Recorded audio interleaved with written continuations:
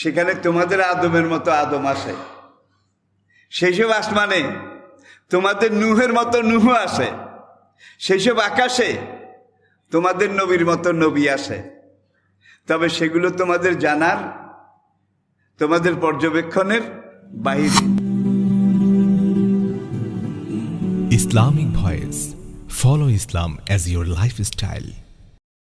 সাবা সামাওয়াতিন তেবাকা, স্তরে স্তরে, তবকা তবকা। এটা বুঝেছেন তো? আমি এই আসমানটাকে 7 তালা করে সৃষ্টি করেছি। একটা হাদিসে নবীজি বলেছেন, তোমরা এখানে যেরকম আসো, এখানে জীবজন্তু, মানব দানব, ঘর সংসার আছে। তোমাদের এই আসমান, জমিন থেকে প্রথম আসমানের দূরত্ব যে দূর, আই রিপিট, জমিন থেকে প্রথম আসমানের দূরত্ব মানে প্রথম আসমানের প্রথম ছাদের নিচের পিঠ, এইটা দূরত্ব যে দূর। প্রথম আসমানটার পুরুত্ব তার চাইতে 70,000 গুণ বেশি। পুরুত্ব, দবজ পুরুত্ব। জমিন থেকে প্রথম আসমানের উপরের পিঠ, এটা দূরত্ব যে দূর। সেখান থেকে দ্বিতীয় আসমানের দূরত্ব তার চাইতে 70,000 গুণ বেশি। এইভাবে 7 আসমানের দূরত্ব মাপেন না। বিজ্ঞানীরা এটা স্বীকার করে যে এর পরে আবার স্বাদ আছে কিনা, সেখানে মাখলুক আছে কিনা, এটা তাদের কারো জানা নাই। কিন্তু হাদিসে নবীজি বলেছেন, সেখানে তোমাদের আদমের মতো আদম আসে। সেই সব আসমানে তোমাদের নূহের মতো নূহ আসে। সেই সব আকাশে তোমাদের নবীর মতো নবী আসে। তবে সেগুলো তোমাদের জানার, তোমাদের পর্যবেক্ষণের বাহিরে, অনেক দূরে। তাহলে সেখানেও দেখা যায় কিছু আছে। এই যে 7টা আসমান আপনি পার হবেন, আমি বলেছি জমিন থেকে সপ্তম আসমান, শেষ ছাদ উপরের, এইটার নিচের পিঠের দূরত্ব যে দূর, সেখান থেকে সিদরাতুল মুনতাহার দূরত্ব তার চাইতে 70,000 গুণ বেশি। খাইছে সিদরাতুল মুনতাহা, যেখানে গিয়ে জিবরাইল সারেন্ডার করেছে, জি ইয়া রাসূলুল্লাহ, মাই তো আর সেক্তা নিহি, হুজুর আমার হ্যান্ডম শেষ। হ্যান্ডম বুঝেন তো, আমি আর এর উপরে যেতে পারবো না। নবী তখন বললেন, ভাই জিবরাইল, কোথায়? কাবাগরের বাবি উম্মেহানি গেট, সেখান থেকে আমাকে নিয়ে এসেছ। বাইতুল মাকদাস পেরিয়ে, 7 আসমান পেরিয়ে, আলমে নাসুত মালাকুত পেরিয়ে, সিদরাতুল মুনতাহা এখানে এসে তুমি বলো যে আমি আর যাইতে পারবো না, তাইলে আমার কি হবে? এখন জিবরাইল বললেন, আমার প্লেনও আর আমার উড়োজাহাজও এখান থেকে আর উপরের দিকে যেতে পারবে না। তাইলে পাইলটও সারেন্ডার করেছে। আর যেই বোরাক, যেই বিমান, এটার গতি ছিল কমপক্ষে 1,86,000 মাইল সেকেন্ডে। এখনকার জঙ্গি বিমান ঘন্টায় নয় 500 মাইল যায় ঘন্টায়, আর বোরাকের গতি ছিল সেকেন্ডে 1,86,000 মাইল। কেমন লাগে? তখন জিবরাইল বললেন, এখান থেকে উপরের দিকের জগৎটা আমার ধরা ছোঁয়ার বাইরে। আমি যে লহে মাহফুজ থেকে ওহী আনি, এই পর্যন্ত এসে উকি মারি। আল্লাহ লহে মাহফুজের পর্দাটা সরাই দেন। আমি এখান থেকে লহে মাহফুজ দেখে আল্লাহ যে দূর থেকে যে দূর নাজিল করতে বলে আপনার কাছে, আমি জিবরাইল সেখান থেকে সে দূর সেই কয়টা আয়াত আপনার কাছে পৌঁছাই দিই লহে মাহফুজ থেকে। এখন নবী একটু অপ্রস্তুত হয়ে গেলেন। পাইলটও যাবে না, বিমানও যাবে না। আমার গন্তব্য কোথায়? আমাকে কোথায় যাওয়া লাগবে? তখন জিবরাইল বললেন, যেই অনন্ত বিশ্ব চরাচরের মালিক রব্বুল আলামিন তিনি আপনাকে দাওয়াত করেছেন। আসরা বিআবদিহি লাইলাম মিনাল মসজিদিল হারাম ইলা মসজিদিল আকসা, এই হলো সফর শুরু। তাহলে দেখা যায় মহান মালিক তার সবচেয়ে প্রিয় বন্ধুকে তার বাড়িতে দাওয়াত দিয়েছেন, ইনভাইট করেছেন।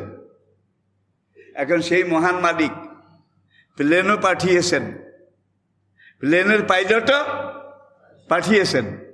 ওই পর্যন্ত যাওয়ার পরে এইবার নবী বলেন কদ্দুর আসা হয়েছে, আর কদ্দুর বাকি আছে। জিবরাইল ছোট্ট করে বললেন, মোট রাস্তার 70,000 ভাগের 1 ভাগ আসছি, বাকি 69,000 ভাগ সামনে। খাইছে রে খাইছে। এখন জিবরাইল তার রকেট নিয়ে হুজুর আমি যাই, আসসালামু আলাইকুম। জিবরাইল চলে গেছে, বোরাকও চলে গেছে। হুজুর বলেন আমার শরীরটা একটু সমসম করে উঠছে, পশমগুলা লোমকূপে শিহরণ জেগেছে, আমার একটু ভয় ভয় লাগে। তখন দেখি যে আমার দুনিয়ার সবচেয়ে বড় আপনজন আবু বকর এসে আমাকে সালাম দিলেন। কোথায়? সিদরাতুল মুনতাহা। কিরে আবু বকর এখানে কেমনে এলো? আবু বকরকে দেখে আমার ভিতরে যে একটা ভয়ভীতি অবস্থা এটা কেটে গেল। ইয়া রাসূলুল্লাহ, আমি আপনাকে রিসিভ করতে এসেছি, চলেন। সামনের দিকে যাচ্ছেন, আরেকটা বাহনে উঠবেন, রফ রফ রফ রফ রফ রফে উঠে এইটা আল্লাহ পাকের আরশে আজিম, সেখানে গিয়ে ল্যান্ড করলো, অবতরণ করলো। একদল ফেরেশতা সামরিক পোশাকে একেবারে সজ্জিত হয়ে নবীকে গার্ড অব অনার দিচ্ছেন। রাজকীয় নিয়ম, রাজকীয় মেহমান এসেছে। এখন সেখানে মেহমানকে, you are the honourable royal guest, he is the royal guest, he is the honour royal guest অমুক, his royal highness, his royal excellency, welcome him. আমরা তাকে ওয়েলকাম জানাই। এরকম আসে না নাই? বঙ্গভবনের গেট দিয়ে, গণভবনের গেট দিয়ে ঢুকার আগে গেইটে একদল চৌকস সামরিক বাহিনী, তারা এখানে গার্ড অফ অনার দিয়ে তারপরে মেহমানকে প্রেসিডেন্টের কাছে নিয়ে যায়, প্রধানমন্ত্রীর কাছে নিয়ে যায়। ঠিক কিনা বলেন? হুজুর বলে এখানে যখন আমি রফরফ থেকে নামবো আমার গা আবার একটু সমসম করে উঠলো। ওখান থেকে আবু বকরে উঠেই দিছে, খেয়াল আছে তো? আপনি এটাতে উঠে যান। এখানে এসে এখন নবী আবার কোনো বর্ণনায় সে আবু বকরের জায়গায়, হুজুর যখন হেঁটে সামনের দিকে যাচ্ছেন রফরফে আরোহণ করার জন্যে, তখন হযরত বেলালের কাঠের খড়ম, স্যান্ডেল চট্টর চট্টর চট্টর চট্টর হুজুর হাঁটে। এখন দেখে যে বেলালের খড়মের আওয়াজ শোনা যায়। যেই বেলাল দিনে 5 বার কাঠের খড়ম পাই দিয়ে চট্টর চট্টর করে মসজিদে নববীতে আসতেন, আজান দিতেন, মুয়াজ্জিনি করতেন, আবার এই কাঠের খড়ম পাই দিয়ে যাইতেন। এই কাঠের বেলালের খড়মের আওয়াজটা নবীজির খুব পরিচিত। এখন যখন বেলালের খড়মের আওয়াজ পাইছে হুজুরে, এখানে তো আবার বেলাল, ওখানে আবু বকর, এখানে বেলাল। বলে যে আমি আবার একটু স্বাভাবিক হইলাম, ভয়টায় আশঙ্কা এটা কেটে গেল। এইবার আমি আল্লাহ পাকের খোদাই সিংহাসন, আল্লাহ পাকের আরশের মুখামুখি হলাম। আরশের মুখামুখি হওয়ার পরে এইবার আরশের মালিক ফেরেশতারা আমাকে গার্ড অফ অনার দিয়ে বলল, আত্তাহিয়াতু লিল্লাহি ওয়াস সালাওয়াতু আত-তাইয়্যিবাত, he is the honourable royal guest, his royal excellency, his royal highness, we welcome him. এইবার বাড়ির মালিক চিনতেন তো? যখন মেহমান করে সামনাসামনি গিয়ে উপনীত হলেন, ফেরেশতারা গার্ড অফ অনার দিয়ে ফেললো, আত্তাহিয়াতু লিল্লাহি। এইবার বাড়ির মালিক, ঘরের মালিক, যিনি মেহমানকে দাওয়াত করেছেন, বিমান পাঠিয়ে, রফরফ পাঠিয়ে তার রাজধানীর আরশে আজিমের এখানে এনেছেন। এখন আরশের মালিক বলেন, আসসালামু আলাইকা আইয়ুহান নবী, হে আমার প্রিয় নবী, আপনাকে আমি আল্লাহ সালাম দিচ্ছি, আপনার উপরে সালাম রহমত বরকত বর্ষিত হোক। নবী জবাবে বললেন, আসসালামু আলাইনা ওয়া আলা, আমি আজকে যারা আমার উম্মত আছে কিয়ামত পর্যন্ত আমার উম্মত যারা আসবে সবার পক্ষ থেকে বললাম, ওয়া আলাইকা সালাম ইয়া রাব্বি, আমি আপনার সালামের জবাব দিলাম, কিয়ামত পর্যন্ত সর্বশেষ উম্মত তাদের পক্ষ থেকে আপনাকে সালাম দিলাম। তাহলে সেখানে গিয়েও তো নবী উম্মতকে ভুলেন নাই নাকি? মেরাজ থেকে ফিরে এসে মসজিদে নববীতে যখন কথা হচ্ছিল মেরাজ সম্পর্কীয়, নবী ধারাবাহিক বর্ণনা, আমি এইভাবে গেছি, এইভাবে আসছি। আসসালামু আলাইকা আইয়ুহান নবী, আল্লাহ এই সালাম দেওয়ার পরে এইবার বলেন যে কাম কাম, ওয়েলকাম ওয়েলকাম, আসেন আসেন। হুজুর এগিয়ে গেলেন, যেতে যেতে একেবারে আরশের কাছে গেলেন। দানা ফাতাদাল্লা ফাকানা কাবা কাউসাইনে, ও আপনি একেবারে আরশের সাথে গিয়ে লাগলেন। আরশের মালিক বললেন, আরো কাছে বন্ধু, আরো কাছে আসেন, আরো কাছে আসেন। হুজুর আরো কাছে গেলেন, আরো কাছে গেলেন, একবার আরশের সাথে লেগে গেলেন। এইবার আরশের মালিক বলে, আপনি আরশের উপরে উঠেন। সুবহানাল্লাহ আসতে কইবেন নাকি বাড়ির যাই কইবেন? সবাই বলেন সুবহানাল্লাহ। হুজুর সাইয়্যিদুল আম্বিয়া, সাইয়্যিদুল মুরসালিন, যত কিছু যা ছিলেন, হুজুর তো মানুষ ছিলেন নাকি? হুজুর তো মানুষ ছিলেন। ওমা ইয়ান্তিকু আনিল হাওয়া ইন হুয়া ইল্লা ওয়াহিয়ুই কুল ইন্নামা আনা বাশারুম মিসলুকুম, হে নবী দুনিয়ার মানুষদেরকে বলে দেন, আমি তোমাদের মতো একজন মানুষ, এর বাইরে কিছু না। ইউহা, তোমাদের কাছে ওহি আসে না, কিন্তু আমার কাছে ওহি আসে, এই বেশকমের দূর, কিন্তু আমি তোমাদের মতো মানুষ। এখন ভাই একদল তরিকতের নামে নবী কি মাটির তৈরি নাকি নূরের তৈরি, এইটা লইয়া মাথা ফাটাফাটি ভাই, কিলাকিলি। একদল কয় মাটির তৈরি, আরেক দল কয় না মাটি রইলে এটা প্রেস্টিজ ইস্যু, নবী নূরের তৈরি। আচ্ছা, কবরের 3 প্রশ্নের মধ্যে বোধহয় কথা এইটা আসে। ফেরেশতারা জিজ্ঞাসা করবে, তোমার নবী মাটির তৈরি না নূরের তৈরি? হাসরের মাঠে যে কড়ায় গন্ডায় চুল চেরা হিসাব হবে, সেখানে বোধহয় আল্লাহ জিজ্ঞাসা করবে যে আমার হাবিব তোমার নবী মাটির তৈরি না নূরের তৈরি? কি হাসরের মাঠে বোধহয় হিসাবের মধ্যে জিজ্ঞেস করবে? এইটা কোনো জিজ্ঞাসার ব্যাপারই না, ঠিক কিনা বলেন? শেফ চলে না দুধ রোজ, ফরজ ওয়াজিবের সাথে দেখা নাই। আবার আরেক দল নামাজ পড়ে না, শরীয়ত মানে না, গাজার কলকি টানে নাকি? কয় আমরা আসল মারেফত করি, আসল মারেফত। আমাদের মারেফতে জাহিরি কোনো নামাজ নাই, রুকু সেজদার নামাজ নাই। কয় কি আছে? কয় মনের নামাজ পড়ো রহমান, মনের নামাজ, মনের নামাজ। নবী নামাজ পড়েছেন রুকু সেজদা কি?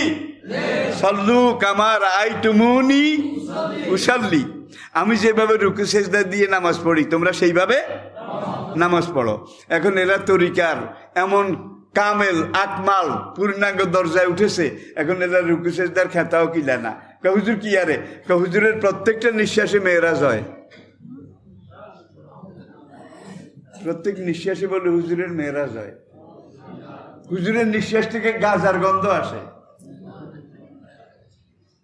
শুধু সারাদিন গাজার কলকি টানে, আসে না নাই?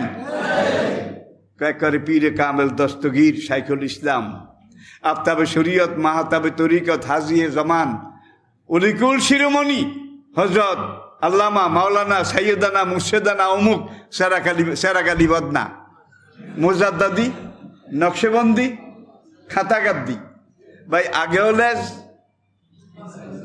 পরে লেজ, কিন্তু বিশ্বের সেরা মানব, আল্লাহর পরে সৃষ্টির মধ্যে যিনি সবচেয়ে বড়, সৃষ্টির মধ্যে সবচেয়ে বড় কে? মুহাম্মদ রাসূল।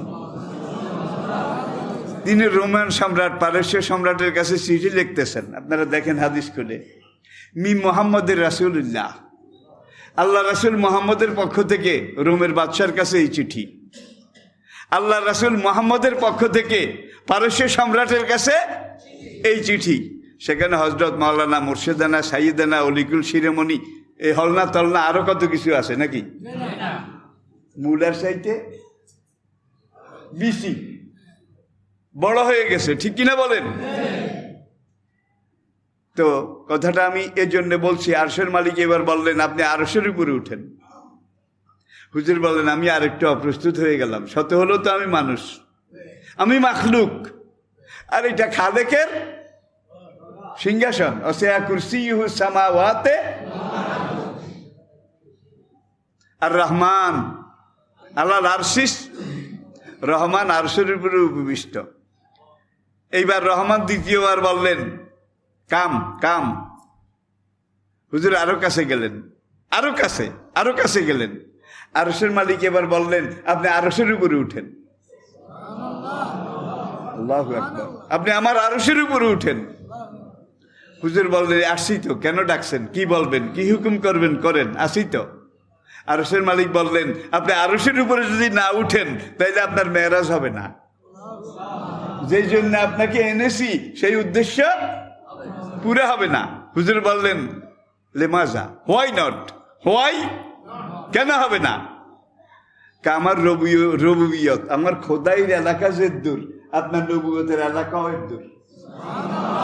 আমি এক কথায় বলে দিলাম, আমি খোদাইর এলাকা যে দূর, আপনি নবীর নবুয়তের এলাকাও এর দূর। এখন যেখানে বসি আমি আমার খোদাই চালাই, এখানে যদি না উঠেন তাহলে আপনার নবুয়তের এলাকা আপনাকে পর্যবেক্ষণ করানো যাবে না, পুরো এলাকা আপনাকে দেখানো যাবে না, পুরোপুরি আপনাকে বুঝানো যাবে না। সুতরাং আপনি আরশের উপরে উঠেন। ইব্রাহিম নবীর মেরাজ হয়েছিল অগ্নিকুণ্ডে, কি নমরুদের অগ্নিকুণ্ডে। মুসা নবীর মেরাজ হয়েছিল কোহে তুরে। ইউনুস নবীর মেরাজ হয়েছিল মাছের পেটে। এগুলো আপনারা জানেন তো। কিন্তু আমাদের নবীর মেরাজ হয়েছে কোথায়? আমাদেরকে সৃষ্টি করেছেন যিনি, তার পরিচয় রব্বুল আলামিন। আর আমাদের নবী যেই নবী, তার পরিচয় রহমতুল লিল আলামিন। আর আমাদেরকে যেই কোরআন আল্লাহ দিয়েছেন সেই কোরআনের নাম আল্লাহ রেখেছেন ইনহুয়া ইল্লা যিকরুল লিল রব্বুল আলামিন, রহমতুল লিল আলামিন, যিকরুল লিল আলামিন। তিনটাই ন্যাশনাল নাকি ইন্টারন্যাশনাল? ন্যাশনাল নাকি ইন্টারন্যাশনাল? আসুন ইনশাআল্লাহ আগামী জুমায় এই মেরাজের সামনের অংশ। এখন হুজুরে জিজ্ঞাসা করলেন তোমার খড়মের আওয়াজ পাইছি, এত এত এত এত দূরত্ব পেরিয়ে আমি যখন সিদরাতুল মুনতাহায় গেলাম দেখি যে তুমি চট্টর চট্টর করি। আসলে ওই আবু বকর এক ফেরেশতা, আবু বকরের সুরতে আল্লাহ নবীকে রিসিভ করার জন্য সেখানে পাঠিয়েছেন। আর বেলালের খড়মের আওয়াজ এইটাও এক ফেরেশতা, যাকে আল্লাহ বেলালের সুরতে নবীর ভিতরে একটু অস্বস্তি, এটাকে দূর করার জন্য। এখন নবী বললেন আমার আগে তুমি সিদরাতুল মুনতাহায় গেলা কেমনে? আমি সেখানে নেমে যখন একটু ডরাইছি তখন তোমার খড়মের আওয়াজ পাইছি। তুমি এমন কি আমল করো, এমন কি আমল করো বেলাল, যে আমলের দ্বারা আমার আগে তুমি সিদরাতুল মুনতাহা চলে গেছো? বেলাল বলেন ইয়া রাসূলুল্লাহ, অন্য 10 জন সাহাবা যেসব আমল করে ইসলামের উপরে আমিও তাই করি, বেশি কিছু করি না। তবে একটা ব্যতিক্রম আছে, 2টা কাজ আমি বোধহয় বেশি করি। সেটা হলো পেশাব পায়খানা করার পরে পানি ব্যবহারের আগে আমি ডিলাকুলুপ ব্যবহার করি, নাম্বার 1। নাম্বার 2, আমি 24 ঘন্টা অজুর সাথে থাকি, অজু গেলে আবার নতুন অজু করে নেই। ঘুমাবার আগে অজুর সাথে ঘুমাই, দেখছেন কারবার? আমি সবসময় অজুর সাথে থাকি, অজুর সাথে ঘুমাই, অজু গেলে আবার সঙ্গে সঙ্গে নতুন অজু করে নেই। তখন নবী বললেন এই 2টার কারণে আল্লাহ তোমাকে এই বুজুর্গি, এই বৈশিষ্ট্য দান করেছেন। পড়ি আলহামদুলিল্লাহ।